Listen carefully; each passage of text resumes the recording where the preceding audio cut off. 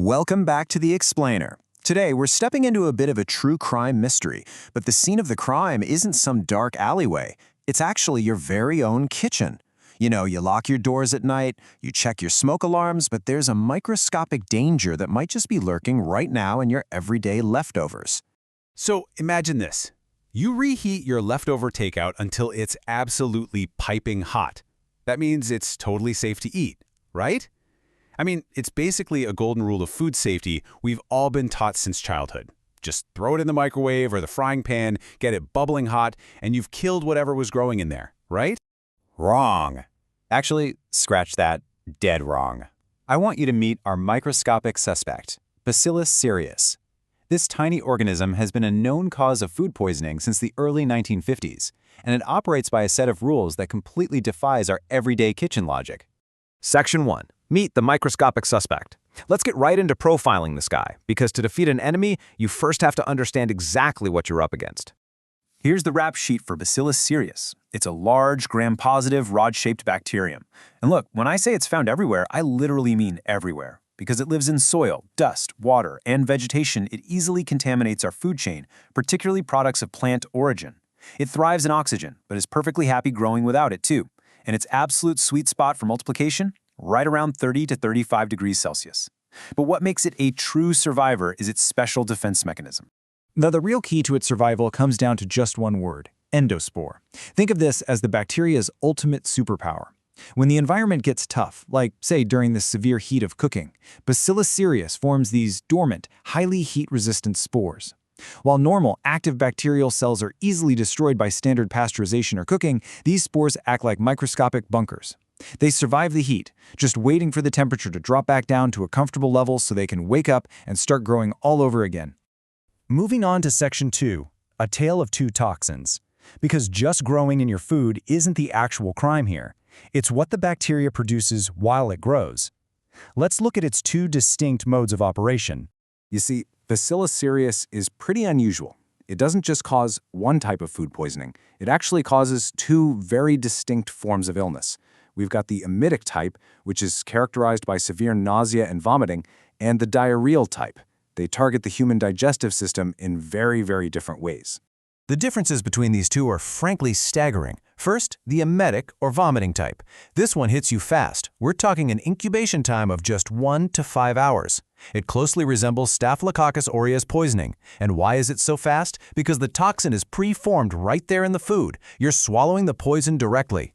The diarrheal type, on the other hand, takes a bit longer to set in, usually about 8 to 16 hours. It causes watery diarrhea and abdominal cramps, closely mimicking Clostridium perfringens. In this case, you ingest the bacteria or spores, and they release the enterotoxin later, way down inside your small intestine.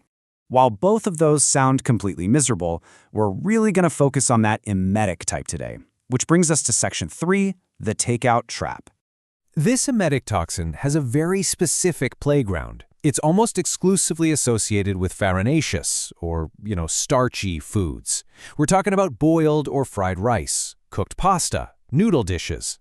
In fact, most outbreaks of this specific type of poisoning in the UK have been traced right back to cooked rice from takeout outlets and restaurants. Let's trace the timeline here and see exactly how this builds a perfect microscopic crime scene. It all starts at prep time. A restaurant boils rice in bulk. Now, the boiling kills the normal cells, but remember those endospores we talked about? They survive. Then comes the critical error, the overnight phase. That massive pot of rice is left out to cool at room temperature. This slow cooling creates a cozy little incubator. The spores wake up, they germinate, the bacteria multiply, and they pump out that emetic toxin right into the rice. By the next day, when an order comes in, the rice is quickly reheated or fried for serving. Now, right about now, you might be thinking, wait a second, they fry it the next day? Doesn't frying kill the bacteria? Well, the answer comes down to one absolutely staggering number: 126 degrees Celsius. Here is the absolute crux of the issue. Even if reheating that rice kills the live bacteria, it does absolutely nothing to the emetic toxin they left behind in the food. This toxic booby trap is incredibly heat stable. It can withstand heating at 126 degrees Celsius for 90 minutes. Let that sink in. Merely reheating your food in a frying pan or a microwave is not going to destroy it. You're essentially eating a sterilized bowl of poison. This completely shatters the myth that just reheating your leftover rice makes it safe. And as if Bacillus cereus wasn't enough to worry about, it brings us to Section 4, the extended Bacillus family. Yeah, it turns out our microscopic suspect doesn't work alone. Let's check out the lineup of accomplices. First up, we've got Bacillus subtilis, known for rapid onset vomiting after contaminating custards and ropey baked goods. Then you have Bacillus licheniformis, a suspect that actually prefers cooked meats and vegetable stews, causing diarrheal illness. But perhaps the wildest accomplice here is Bacillus thuringiensis. This one is actually used in agriculture as a commercial insecticide.